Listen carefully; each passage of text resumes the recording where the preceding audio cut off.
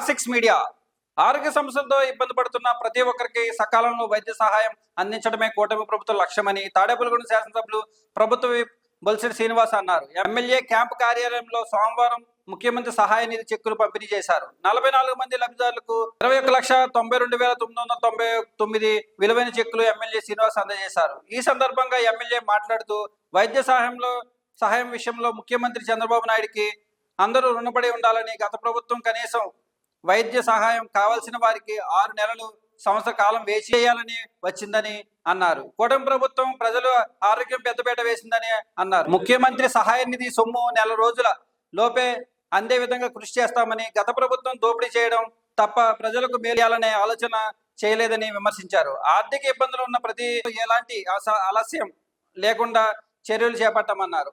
ఉప ముఖ్యమంత్రి పవన్ కళ్యాణ్ గతంలో ఏనాడు చేయని విధంగా ఉప ముఖ్యమంత్రి పవన్ కళ్యాణ్ గతంలో ఏ నాయకుడు చేయలేని విధంగా మారుమూల ప్రాంతాల్లో, కొండ ప్రాంతాల్లో సైతం పర్యటించి అక్కడ ప్రజలకు బాగోగులు తెలుసుకున్నారు. మౌలిక సౌకర్యాలు కల్పిస్తున్నారని అన్నారు. ఈ కార్యక్రమంలో బీజేపీ కన్వీనర్ ఈతగూడ తాతాజీ, వర్తనపల్లి కాశీ, పుల్లాబాబి, అడపా ప్రసాద్, చేపల రమేష్, కిలపతి వెంకట్రావు, పట్నాల రాంపండు, మద్దిపాటి ధర్మేంద్ర, కూటమి నాయకులు ఈరోజు సీఎం రిలీఫ్ ఫండ్ చెక్కులు పంపిణీ కార్యక్రమానికి విచ్చేసినటువంటి బీజేపీ ఇన్ఛార్జ్ తాతాజీ గారికి, అడపా రాంపండు గారికి, అడపా ప్రసాద్ గారికి, మార్కెట్ చైర్మన్ చేపల మంగాబాయికి, అదేవిధంగా మన సురేష్ గారికి, మట్ట రామకృష్ణ గారికి, విజయ రత్నకుమార్ గారికి, అడప జమున్ గారికి, ప్రశాంత్ గారికి, అదేవిధంగా కాశీ గారికి, పాలు వెంకటేశ్వర గారికి, రాంపండు గారికి, ధర్మేంద్ర గారికి, కృష్ణప్రసాద్ గారికి, సుబ్బరాజు గారికి, కిలపతి వెంకటరావు గారికి, సాయి గారికి, లక్ష్మణ్ రెడ్డి గారికి, ఈ కార్యక్రమానికి విచ్చేసినటువంటి కుటుంబ నాయకులందరికీ చెక్కులు తీసుకోవడం ప్రజలందరూ కూడా ఉదయపూర్వ నమస్కారం. ఈరోజు గౌరవ ముఖ్యమంత్రి చంద్రబాబు నాయుడు గారు కూటమి ప్రభుత్వం ఏర్పడిన తర్వాత మనం దాదాపుగా 4,50,00,000 రూపాయల చెక్కులను ఇవ్వగలిగాం. అది మనకు చాలా సహాయం చేశారు. ఆయనకి ఎప్పుడు రుణపడి ఉంటాం. ఎందుకంటే సామాన్యుని ఆదుకునే విధంగా ఆయన ఎంత కష్టాల్లో ఉన్నా ఈ సీఎం రిలీఫ్ ఫండ్ చెక్కులు మొత్తం దేశం అంతా, రాష్ట్రం అంతా కూడా ఇవ్వడం జరుగుతుంది. దాదాపు 895 కోట్ల రూపాయలని ఇవాళ పేద ప్రజల కోసం ఇచ్చారంటే అది ఆలోచన చేయవలసిన విషయం.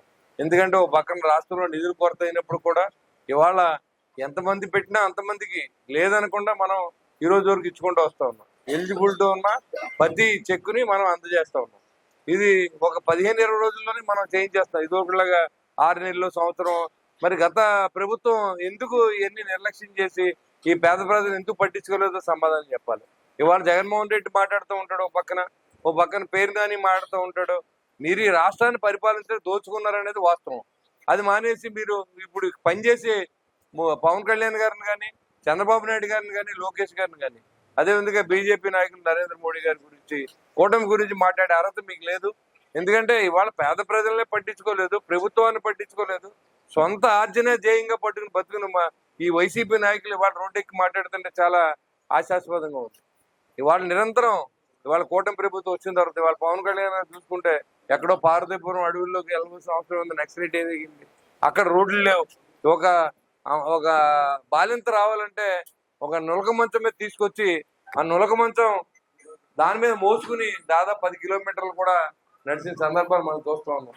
అలాంటి చోట కానీ రోడ్లు వేసి మరి విద్యుత్తునిచ్చి ఆ ప్రాంతాన్ని ఆదుకున్నటువంటి వ్యక్తి ఎవరన్నా ఉంటే ఇవాళ రాష్ట్ర చరిత్రలో వచ్చిన రాజకీయ నాయకుల్లో పవన్ కళ్యాణ్ ఒక్కరే చెప్పడానికి ఎలాంటి సందేహం లేదు. ఇవాళ మనందరం ఇవాళ ఇలా కూర్చునే పరిస్థితి.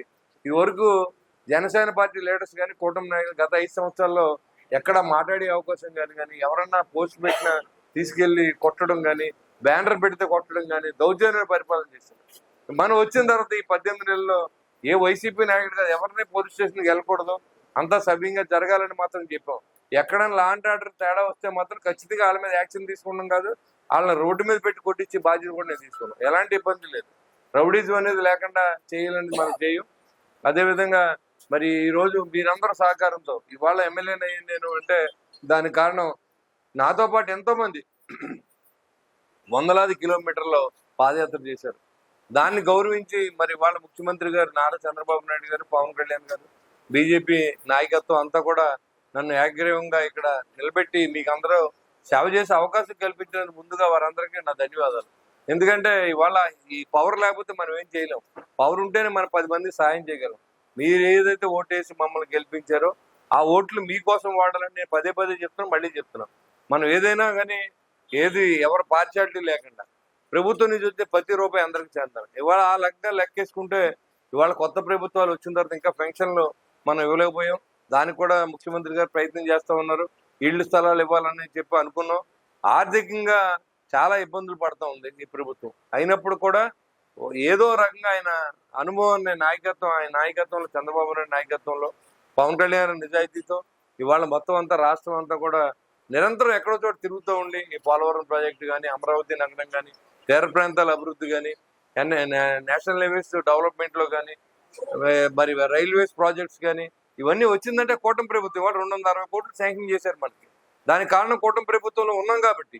అదే బీజేపీతో మనం లేకపోతే గతిశక్తిలో మనకి ఇంత డబ్బు ఇవ్వాల్సిన అవసరం లేదు. పక్కన ఉంగుటూరు శాంక్షన్ చేశారు, తాడేపల్లి కాన్స్టిట్యూన్సీ శాంక్షన్ చేశారు. అన్ని అండర్ పాస్లు లేకపోతే అవన్నీ ఫ్లైఓవర్లు వేసుకునే విధంగా ఇవాళ ప్రభుత్వాన్ని సహకరిస్తూ ఉన్నారు. ఇవన్నిటికి ఇవాళ అభివృద్ధి చెందుతలేదని మాట్లాడే కళ్ళు లేని కబోదులు చెప్తున్నాయి. వాళ్ళ కళ్ళెట్టి చూడండి ఒకసారి. ఈ రాష్ట్రం ఎంత అభివృద్ధి చెందిందో గడిచిన 18 ఏళ్ళలో అనేది ఆలోచన చేయాలి. ఇవాళ రోడ్లన్నీ కూడా తాడేపల్లి కాన్స్టిట్యూన్సీలో ఏ విలేజ్ కనెక్షన్ రోడ్లన్నీ కూడా వేయించి బాధ్యత నేను తీసుకున్నాను. అన్ని చోట్లకి ఇబ్బంది లేకుండా అన్ని రోడ్లు వేస్తాం. ఇంకా 3.5 సంవత్సరాలు మన సమయం ఉంది. ఖచ్చితంగా ఆ సమయంలో అన్ని రోడ్లు, అన్ని డ్రైన్లు పూర్తి చేసి బాధ్యతలు తీసుకుంది ఈ ప్రభుత్వం. వాళ్ళ చిత్తశుద్ధిగా పవన్ కళ్యాణ్ గారు పంచాయతీరాజ్ శాఖ మంత్రులు అయ్యారు. ఆయన అంతా చూసుకొని ఏదో రకంగా దీన్ని అభివృద్ధి చేయాలి. మనం నమ్మి ప్రజలు ఓట్లేశారు కాబట్టి ఇంకా మరింత బాధ్యతగా పనిచేయాలి. మీరు కూడా ప్రజల్లో ఉండండి అని చెప్తే ప్రతిరోజు మన ప్రజలు ఏదో కార్యక్రమం చేస్తాం. ప్రతిరోజు మనం గ్రీవెన్స్ పెడతాం. ప్రతిరోజు సమస్యల మీద మనం పోరాటం చేస్తూ ఉంటాం. మన దగ్గరికి ఎన్ని సమస్యలు వచ్చినా ప్రభుత్వాన్ని పంపిస్తూ ఉంటాం. మరి ఎన్ని సమస్యలు క్లియర్ అని కూడా ప్రభుత్వాన్ని తెలియజేస్తూ ఉన్నాం. అంటే మనం ఎంత మందిని కలుస్తూ ఉన్నాం 18 నెలలు అనేది మన దగ్గర రికార్డు ఉంటుంది. ఎన్ని పనులు చేసామన్నది కూడా రికార్డు ఉంటుంది. అంత అకౌంటబిలిటీగా ఇవాళ ఈ కూటమి ప్రభుత్వం పనిచేస్తుందని చెప్పడంలో అతిశయం లేదు. మీకు ఖచ్చితంగా గడిచిన 5 సంవత్సరాలు గవర్నెన్స్ లేదు. అధికారులు ఇష్టానుసారంగా పనిచేశారు. అదేవిధంగా నాయకులు దోపిడీ చేసి బతికారు గడిచిన 5 సంవత్సరాలు. దాని నుంచి ఈ రోజు ఈ ప్రభుత్వాన్ని మీరే కాపాడుకున్నారు. ఇవాళ మేము గెలిచామంటే మీరు ఓటేశారు కాబట్టి మేము గెలిచాం. అంటే మీరు ఓటు అయిపోతే మేము గెలవం. పాత ప్రభుత్వం కంటిన్యూ అయితే ఈ నెక్స్ట్ టైంకి ఆంధ్ర రాష్ట్రం అనేది ఇక్కడ ఉండకుండా చేసేటువంటి పరిస్థితి మళ్ళీ జగన్మోహన్ రెడ్డి చెప్తాడు. ఇవాళ జగన్మోహన్ రెడ్డి మళ్ళీ చెప్తా ఉన్నాడు, నేను మళ్ళీ వచ్చేస్తానంటే ఇంకా ఎవరి దగ్గర మన పై టవల్ కూడా మిగలదు. అలాంటి పరిస్థితి తీసుకొస్తాడు ఈ రాష్ట్రాన్ని. కాబట్టి ఒక పక్కన రఫా అని రెచ్చిపోతున్నటువంటి నాయకులు కూడా చెప్తా ఉన్నాం, మీరు రఫా అని అనుకుంటే మీకంతా ఒక అడుగు అడ్వాన్స్ గా ఉంటాం మేము. ఆ స్టేజ్కి మీరు మమ్మల్ని రెచ్చగొట్టొద్దని కూడా మీకు వార్నింగ్ ఇస్తా ఉన్నాను. పరిపాలన చేద్దాం అందరూ కలిసి. మీరు ఏమన్నా దీంట్లో తప్పు జరిగితే మీరు విమర్శించండి, లేకపోతే అభివృద్ధికి సహకరించమని అడుగుతా ఉన్నాం. దీంట్లో మీరు అది మన బాధ్యత. ప్రతిపక్షం అంటే ఏంటి, బాధ్యతగా ఉండాలి. మీరు కనీసం సభలకు రారు, ఎక్కడ కనీసం వచ్చి అక్కడ మాట్లాడరు. ఏ బిల్లుని ఏం జరుగుతుందో కూడా మీకు తెలీదు. ఏదో మీడియాలో చూసి 11 మంది కూడా రారు. వాళ్ళు మళ్ళీ ప్రెస్ మీట్లు పెడతారు. సిగ్గులేని పార్టీ వైసీపీ పార్టీ. కాబట్టి అది గుర్తుపెట్టుకోండి అందరం. మనందరూ కూడా ఇవాళ మనలో లోపాలు ఉన్నాయి. మీరు చెప్పండి, మీ లోపాలు ఉంటే సర్దుకుంటాం. మంచి చేద్దామంటే సహకరించండి, కలిసి పనిచేద్దాం. మీకు అవకాశం ఇస్తే మీరు పోటీ చేయండి, నెగ్గండి, తప్పులేదు. ప్రజల్లో మార్పు తీసుకురండి, మంచితనంగా తీసుకురండి. అంతేగాని గంగాలమ్మ జాతర వేటపోతులు వేస్తా ఉంటే భయపడేది ఎవరు లేరు. అందరూ ఆ స్థాయి నుంచి వచ్చిన వాళ్ళే. కాబట్టి మీరు చాలా జాగ్రత్తగా మాట్లాడాలని చెప్పి మీకు మళ్ళీ నేను తెలియజేస్తా ఉన్నా. అదేవిధంగా ఈ రోజు ఈ సీఎం రిలీఫ్ ఫండ్ చెక్స్ ఇన్ని ఇచ్చినందుకు ఆ భగవంతుడు ఆశీస్సుతో చంద్రబాబు నాయుడు గారు మరింత ఐశ్వర్యాన్ని ఆయనకి ఇవ్వాలని, అదేవిధంగా పవన్ కళ్యాణ్ గారికి, నరేంద్ర మోడీ గారికి మీ ఆశీస్సులు ఇవ్వాలని మనస్ఫూర్తిగా కోరుకుంటూ, ఇదే విధంగా ఈ పరిపాలన ఇలాగే కొనసాగుద్ది, ఎలాంటి తేడా ఉండదు. మీకు ఏ కష్టం వచ్చినా మీకు అందుబాటులో ఉంటాం. మీ కష్టాన్ని తీర్చే బాధ్యత నేను తీసుకుంటానని తెలియజేసుకుంటూ సెలవు తీసుకుంటాను.